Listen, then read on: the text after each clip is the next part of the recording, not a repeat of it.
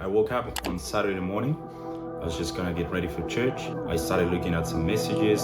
I had some messages from my family saying that there was this massive fire going around. Fires happen every year, but this one was like massive, very close from where they live. So I started texting my dad, my mom, no response from them. I was just very worried, couldn't get hold of them. An inferno in what's known as Chile's Garden City. Strong winds of up to 60 kilometers an hour and scorching heat have been feeding the flames, destroying everything in their path, especially homes. We had just come back from shopping for Sabbath when the alarms blared, warning us that the fire was creeping up from below, consuming houses.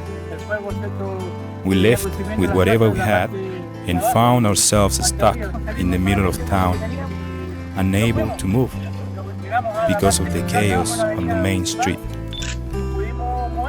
Everyone was desperate to flee, but the jam-packed cars made it impossible.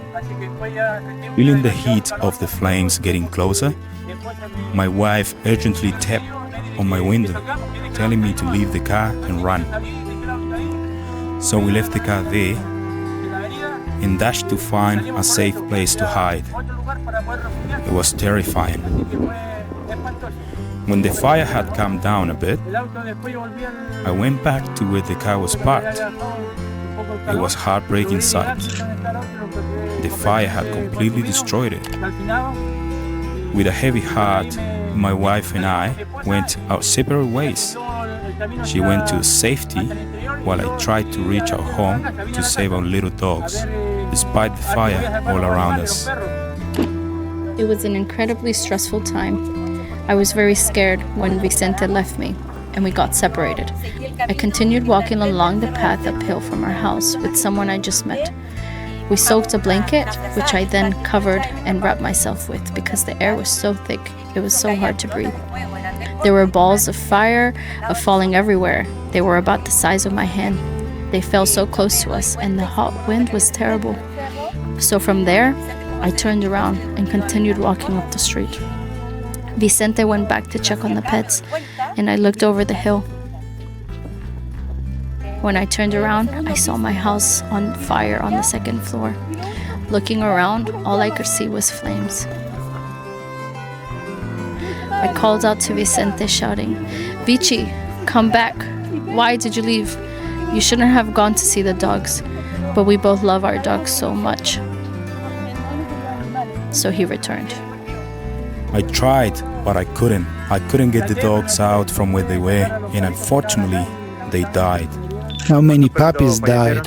4, 2 small ones and 2 big ones. So after about 2 hours of anguish, as I walked along the hill in the front, I found myself saying, "Lord, how can you take him? Don't let him rest. What will I do without him?" Then I received a call. Someone reached out to me to tell me that Vicente was okay. I thank God immensely. Thank you, God. Thank you, God. I couldn't stop saying it because I had endured some very, very sad moments. Even now, as we've been cleaning up, my therapy has been to put things in my bags, my dishes, my pots, my belongings, and throw them all away. There's nothing left, not a single thing. I left with just a dress, sandals, and a blanket that I had taken, which I later gave away to some older ladies who needed it. So what was left of the house? Anything saved? Nothing, only the bags of debris outside remain. There's nothing left. Here we are. Thank God we're alive. Thank God we're healthy. And thanking God for all the blessings He has given us so far.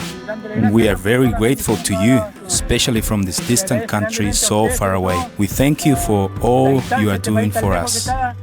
That's our story, and that's why we're so grateful for all the help you guys have provided. Thank you very much. Thank you very much, friends. Obviously, my parents, my family in general, and friends, they lost everything, including their houses, their cars, documents, tools, everything that you can imagine that you have in your house. What really affects me the more, what made me sad, it was people, and obviously my family lost their pets. From the bottom of my heart, I would like to thank everyone because you guys been amazing towards my family, towards me. It's been such an amazing blessing to have you guys in my life. If I wasn't here, I don't know what I would be doing. You guys are very special. I can see with all the donations that have come through, all the love that you guys have given me so far, the messages, little by little, I think we can do this. Little by little, I think we can raise up again. And obviously with the help of God, we can accomplish great things. So thank you everyone, and God bless you.